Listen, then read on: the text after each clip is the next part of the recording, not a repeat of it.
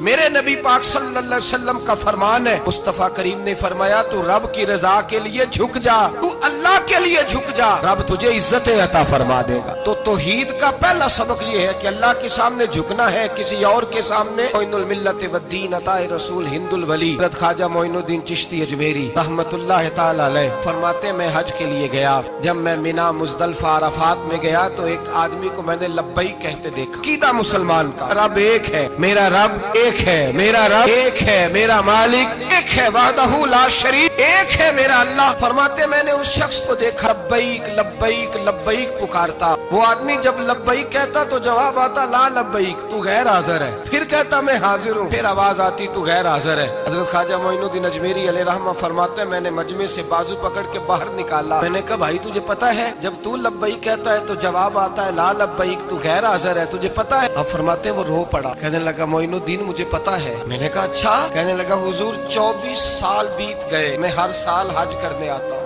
یہ میرا 24واں حج ہے، اور ہر سال آ کے کہتا ہوں لبیک لبیک، میں مصطفیٰ کریم کا وسیلہ لیے حاضر ہوں، لبیک لبیک۔ یہ بے نیاز ہے، ہر سال مجھے کہتا ہے لا لبیک، تو غیر حاضر ہے، ہر سال کہتا ہے۔ خواجہ صاحب فرماتے ہیں اس کی بات سنی تو میرے وجود کے رونگٹے کھڑے ہو گئے۔ میں نے کہا پھر تو ہر سال آ جاتا ہے، ہر سال ہی آ جاتا ہے، 24 سال ہو گئے ہر سال۔ فرماتے اس نے توحید بیان کی تو میری چیخیں نکل گئیں، میدان عرفات میں کھڑے ہو کس نے توحید کا اعلان کیا تو میرا وجود تڑپنے لگا، آہیں اور سسکیاں نکلنے لگیں۔ کہنے لگا معین الدین ایک ہی تو رب ہے، یہاں نہ ہوں تو کہاں جاؤں، تو کوئی اور رب بتا دے میں وہاں چلا جاتا ہوں، اب ہے ہی ایک، کہیں اس کے دروازے پہ رکھے تب بھی ٹھیک ہے، نہ رکھے بھی اس کی بے نیازی ہے یہی، کہاں جاؤں، اس کے دروازے پہ جھکوں، یہی میرا مالک، یہی میرا خالق، یہی میرا رازق۔ خواجہ صاحب فرماتے میں وہاں کھڑا تھا، عاطف غیب سے آواز آئی معین الدین تو پیچھے ہٹ جا، یہ میرا اور میرے بندے کا معاملہ ہے، تو اس کے بیچ نہ آ،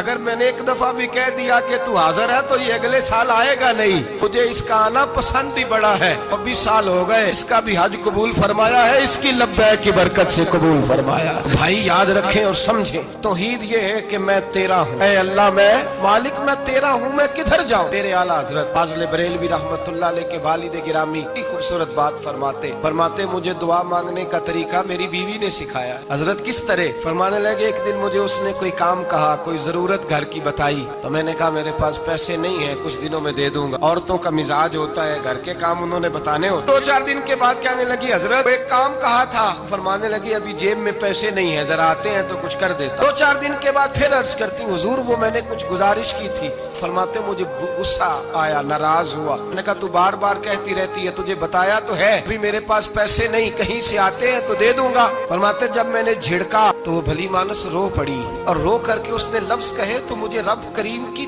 توحید سکھا گئی اور مجھے اللہ سے مانگنے کا طریقہ بتلا گئی۔ وہ کہ کہنے لگی حضور آپ ہی تو میرے خامد ہیں، بتائیے آپ سے نہ کہوں تو میں کس سے جا کے کہوں؟ کون ہے میرا اور کس سے جا کے کہوں؟ کس سے جا کے میں کہوں کہ میرا یہ غم بانٹ دیا جائے؟